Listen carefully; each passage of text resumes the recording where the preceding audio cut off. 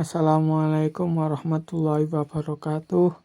Kami dari kelompok 7 yang beranggotakan saya Mu'ad Ibnu Ghafur, Jihad Al-Aziz, dan Zahra Saharani yang akan menjelaskan tentang kenapa Al-Quran diturunkan secara berangsur-angsur.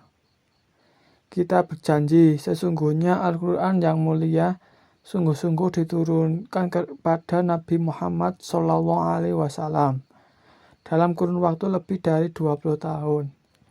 Dan para ulama telah menyebutkan hikmah dan rahasia-rahasia yang diturunkannya Al-Quran secara berangsur-angsur. Di antaranya yang terpenting adalah sebagai berikut.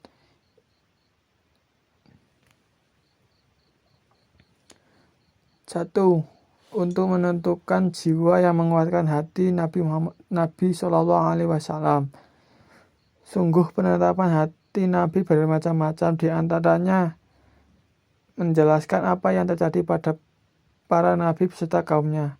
Bagaimana para nabi melawan berbagai macam cobaan dan intimidasi, tetapi mereka sabar atas cobaan itu, sehingga datang mereka pertolongan Allah yang berfirman pada dalam Quran surat Al-Hud ayat 120 dan Quran surat Al-Ahqaf ayat 35. Yang kedua, menjelaskan bahwa Allah menjaga Nabi melihat hari tipu daya musuhnya, yang firman Allah dalam Quran surat Al-Maidah ayat 67. Yang ketiga, menjelaskan sesungguhnya konsekuensi atau iqab akan datang pada dirinya dan pengikutnya, sebagaimana Allah berfirman pada Quran surat Ghafir ayat 51. Yang keempat, perintah Allah Subhanahu wa Ta'ala kepada Nabi untuk tidak mengeluh karena tidak adanya imam mereka. Perintah Allah dalam Quran surat Al-Fatir ayat 8. 2. Selangkah demi selangkah dalam mendidik umat, tahapan-tahapan atau tadaruj ada di dalam berbagai perkara yang berhubungan dengan adat atau kebiasaan, muamalah atau aktivitas makan dan minum. Adapun yang berhubungan dengan akidah dan akhlak, maka tidak ada tadaruj. Sesungguhnya Al-Quran sejak awal Nabi diutus memerintahkan orang musyrik untuk menyembah kepada Allah dan menghiasi diri dengan akhlak yang mulia. Di antara inilah tadaruj yang jelas. Sebenarnya Al-Quran tidak melarang mereka minum arak di siang hari dan malam hari secara langsung, tapi meharamkannya secara bertahap.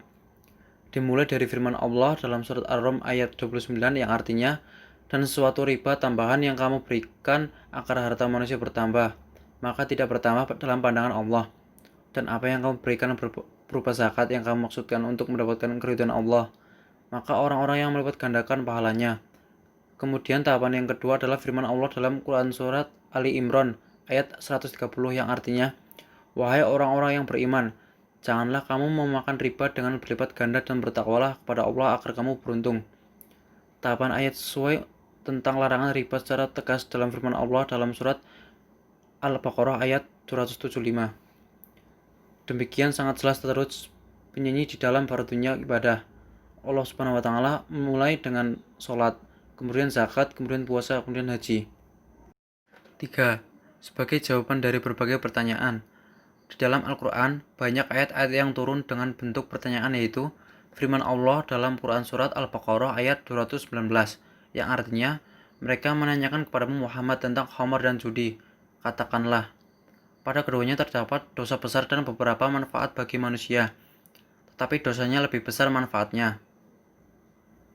Dan mereka menanyakan kepadamu tentang apa yang harus mereka infakkan. Katakanlah, kelebihan dari apa yang diperlukan. 4. Menetapkan hukum kejadian dan peristiwa-peristiwa yang menjadi perselisihan manusia. Maka dari itu sudah diketahui bahwa hari-hari dipenuhi peristiwa yang bermacam-macam, kejadian yang berbeda-beda. Banyak kejadian itu sangat rumit, maka turunnya Al-Quran untuk menjelaskan hukum yang benar. Di antaranya peristiwa tuduhan zina yang dilemparkan oleh orang-orang munafik untuk melemahkan iman Syahidah Asyah.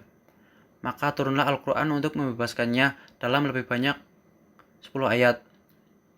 Salah satunya firman-Nya dalam Quran surat An-Nur ayat 11 dan 26 yang artinya, sesungguhnya orang-orang yang membawa berita itu adalah dari golongan kamu juga. Janganlah kamu mengira berita itu buruk bagi kamu, bahkan itu baik bagi kamu. Perempuan-perempuan yang keji untuk laki-laki yang keji, dan laki-laki yang keji untuk perempuan yang keji pula. Sedangkan perempuan-perempuan yang baik untuk laki-laki yang baik, dan laki-laki yang baik untuk perempuan-perempuan yang baik pula. Mereka itu bersih dari apapun yang dituduhkan orang. Mereka memperoleh ampunan dan rezeki yang mulia. Yang kelima yaitu menginformasikan pada orang-orang beriman apa yang dilakukan musuh-musuh dari tipu daya dan konspirasi mereka.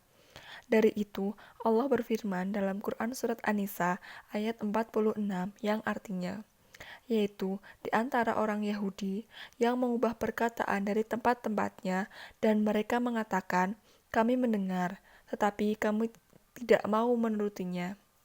Yang keenam, memperlihatkan kesalahan-kesalahan orang beriman, sehingga mereka tidak mengulanginya lagi. Contoh-contoh tersebut adalah apa yang diceritakan Al-Quran tentang apa yang dihasilkan orang mukmin dari perang Uhud, di mana sebagian dari mereka berselisih terhadap pesan atau wasiat Rasulullah Shallallahu Alaihi Wasallam, sehingga mereka mengalami kekalahan.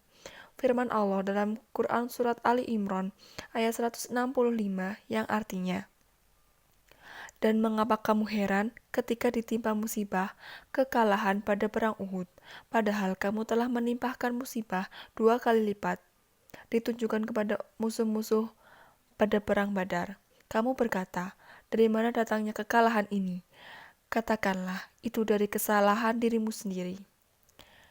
Yang ketujuh, menunjukkan bahwa sumber Al-Quran adalah kalamullah satu-satunya.